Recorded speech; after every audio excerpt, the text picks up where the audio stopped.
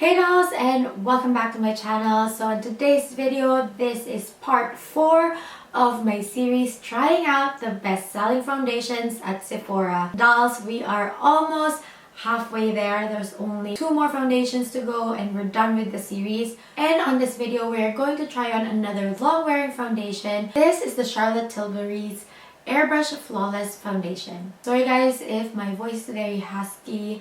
I just got out from a cold and I'm still coughing a lot, but I really want to go through this series because it's very exciting for me. So let's just pretend that this is my natural voice. Sorry again, but we can do this. So the trend that I noticed with the best-selling foundations at Sephora, they're mostly long-wearing foundations, and I get it. You want to invest in foundations that are long-wearing so that you only have to apply it once and then you can forget about it. And speaking of investment, this foundation costs 58 Canadian dollars for 30 ml, which is less expensive than the past long-wearing foundations that I have used. And when it comes to claims, this foundation claims to have a magic reflexium to reduce the appearance of wrinkles. It also claims to hydrate the skin. It has a lightweight formula, is sweat-proof, humidity-proof, waterproof, and transfer resistant. So to test all those claims, let's go with the try-on. So my skin type is oily combination. I have oily T-zone, dry in some other parts.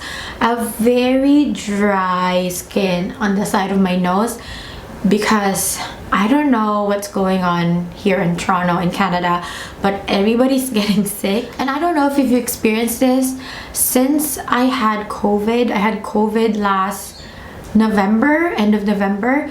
After having COVID, I feel like my immune system got really weak, and so I easily get cough and colds. It's tragic. Anyways, I'm very dry on the side of my nose from wiping and getting it irritated. And then I have hyperpigmentation on the side of my cheeks, and also I have big pores. So now I am going to prime with my favorite primer.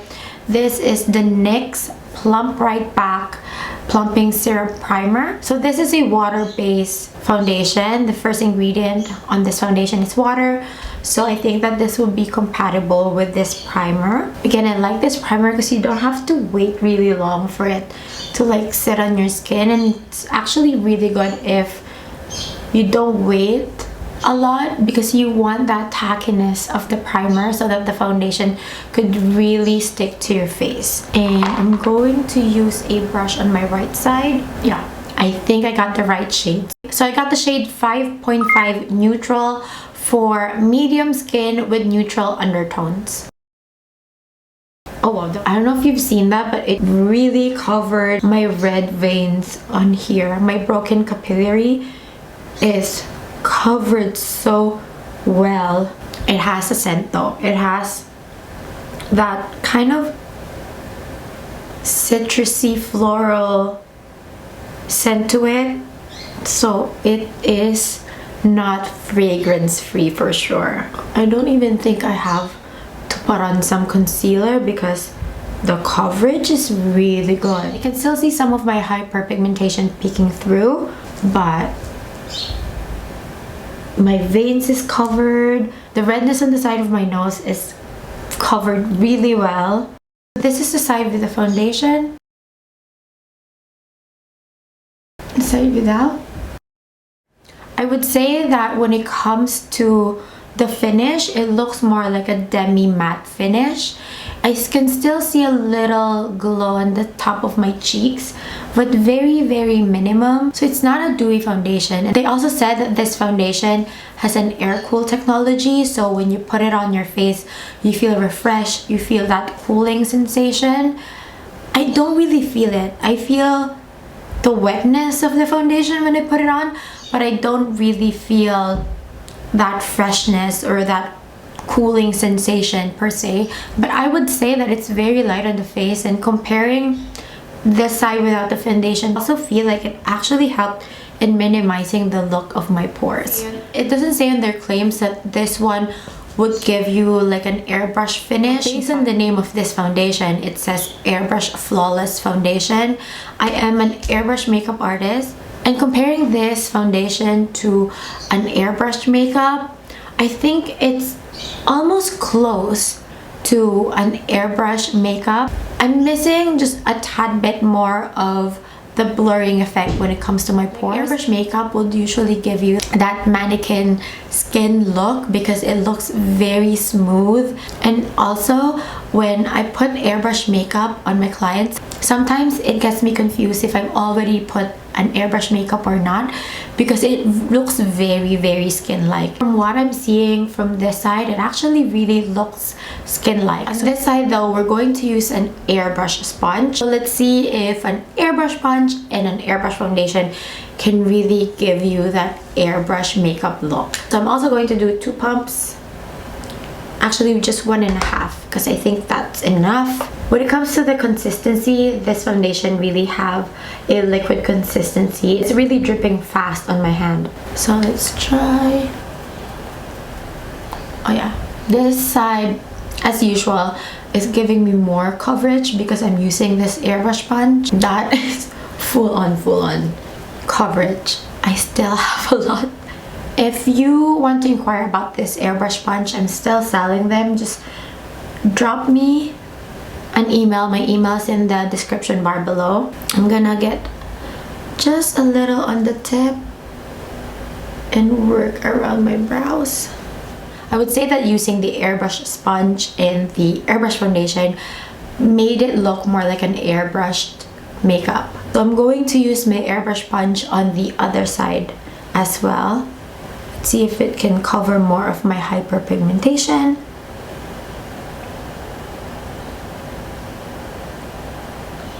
And I still have a lot of foundation left, but I don't need it anymore. I think that I got the coverage that I wanted.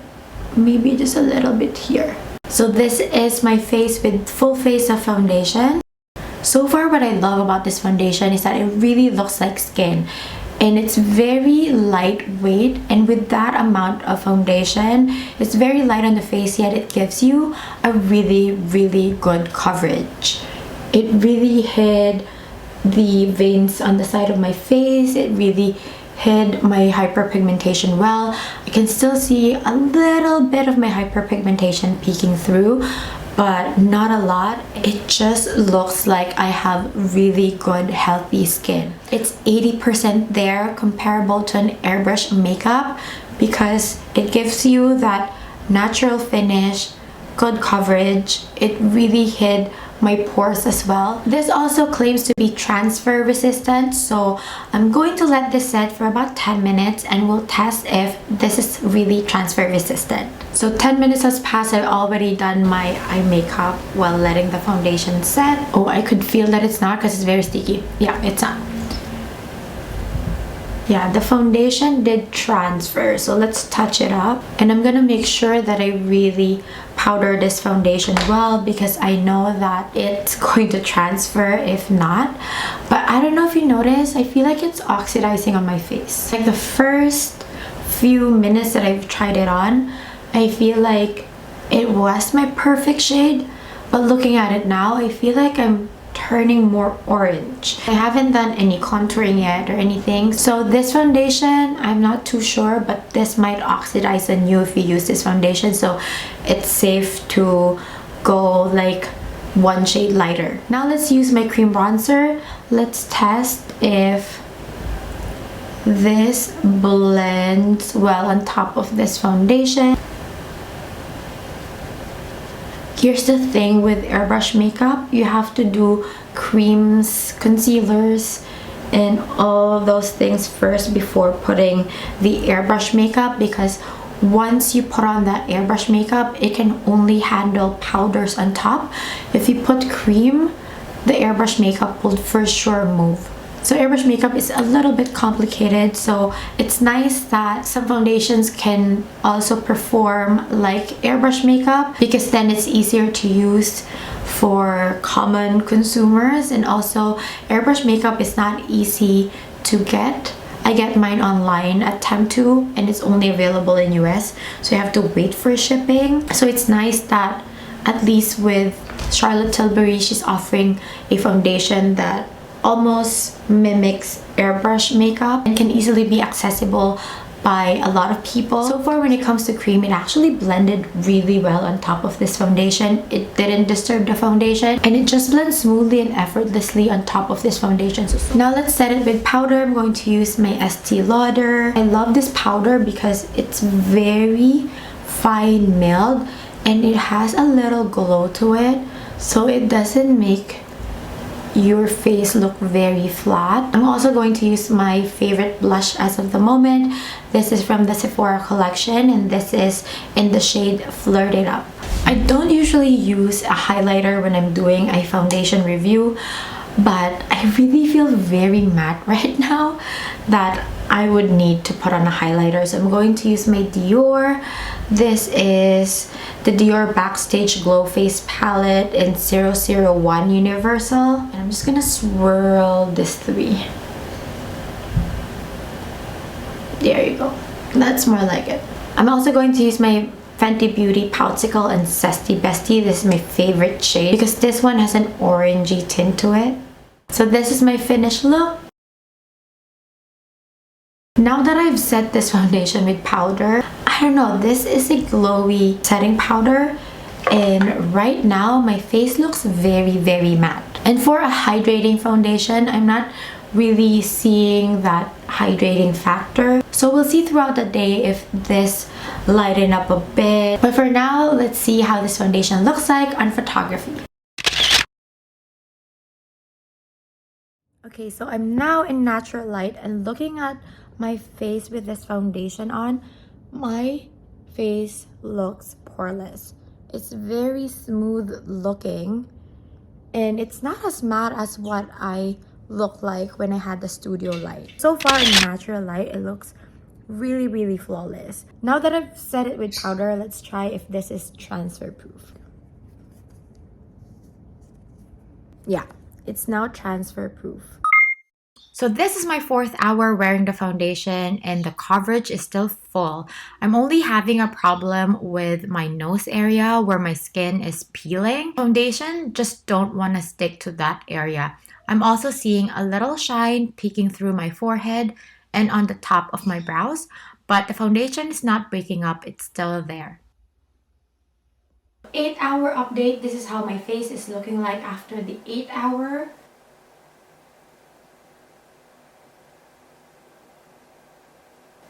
As you can tell, this is very long wearing. I actually think that the Airbrush Flawless Foundation from Charlotte Tilbury plus the Estee Lauder powder is such a good match if you want this foundation to last long. And the side of my face still looks very, very smooth. Like nothing really changed on this side of my face where I don't have any texture, I don't have any big pores. Where it's really smooth, didn't even change its coverage.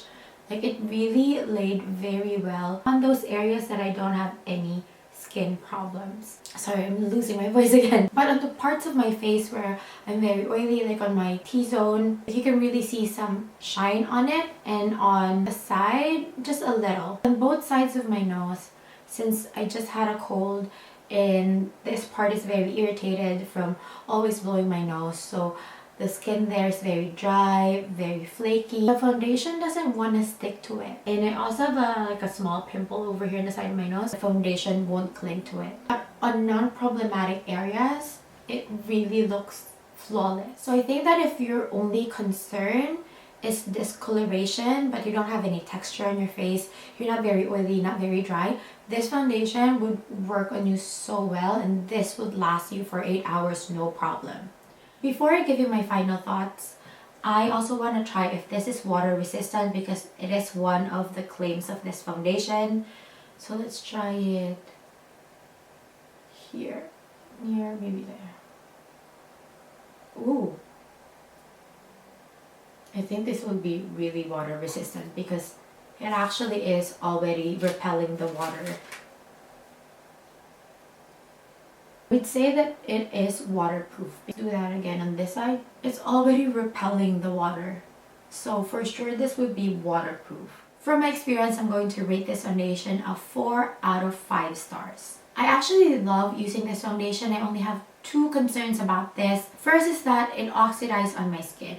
Not too much, maybe a shade or half a shade darker than what it is initially. And it didn't continually get dark as the hours passed by. It just got one or half shade darker and that's it. I also noticed it on the 4th hour, like it's not really sticking to the parts where I have texture and on the parts where I have dry patches. To be fair, those flaky parts are very flaky. Like my skin is actually really peeling off. And I also realized that that's one of the characteristics of an airbrush makeup. That's why when my clients go to me and ask for an airbrush makeup application, I always tell them to exfoliate regularly leading up to the appointment. So that's one thing when using an airbrush makeup, you really have to prep the skin very well and you have to make sure you don't have peach fuzz and things like that. And since this acts like an airbrush makeup, it also mimics the cons that you would have with having an airbrush makeup application on. Now for my pros, I really love that it blurred out the pores on my skin. I look like I have very good skin, especially on videos and photos. I also like that a little goes a long way. A small amount of the foundation would already give you that full coverage, and that's also a characteristic of an airbrush makeup. Like a few drops, like 5 drops of an airbrush makeup can actually cover the whole face, and it really made my skin look very smooth, especially in the parts where my only concern is discoloration. Like on this part where my only concern is my red veins and my hyperpigmentation, this foundation really covered up all those discoloration, and I only had a problem with parts where I have texture or where I get very oily. And my last pro is that it can actually really mimic the look of an airbrush makeup. Overall, I think that this foundation is designed for special events makeup, whether it be weddings, photo shoots, like even for stage makeup, because it has that really good full coverage. When you're on stage, they would really see a flawless canvas. They wouldn't see any discoloration at all. So if you have pageants and things like that, I think that this foundation would be good for it. But I wouldn't recommend this to people with very dry skin, very textured skin, and very flaky skin, because it tends to have a more matte finish. For sure, it wouldn't stay on to places where you have rough skin or flaky skin. So basically, it's a really good foundation to hide discoloration, but not a really good foundation for textured skin. And if you really want to get the most out of this foundation, you really have to make sure that you have a good skincare regimen, making sure that you exfoliate and also moisturize, but do not moisturize with a heavy moisturizer. It's better to use this foundation with a lighter moisturizer, because then the foundation can actually break out. So that's my review on this Charlotte Tilbury's Airbrush Flawless Foundation. I hope that you find this video helpful. For my next video, I'll be reviewing this Sephora Best Skin Ever Foundation. This is the cheapest foundation out of all the foundations that I will be reviewing in this series, but it's kind of being hyped up in social media, so I'm very intrigued about this foundation. I went to Sephora. There's a lot of shades that are missing on the shelf because it's sold out, and I have to buy this shade online, so it's quite popular at Sephora. So on my next video, I'll be reviewing this foundation, so watch out for that. As usual, don't forget to like this video, don't forget to subscribe, and hit that notification bell so you'll always be updated once a new video is out. Thank you so much, dolls, again for watching. I'll see you on my next one.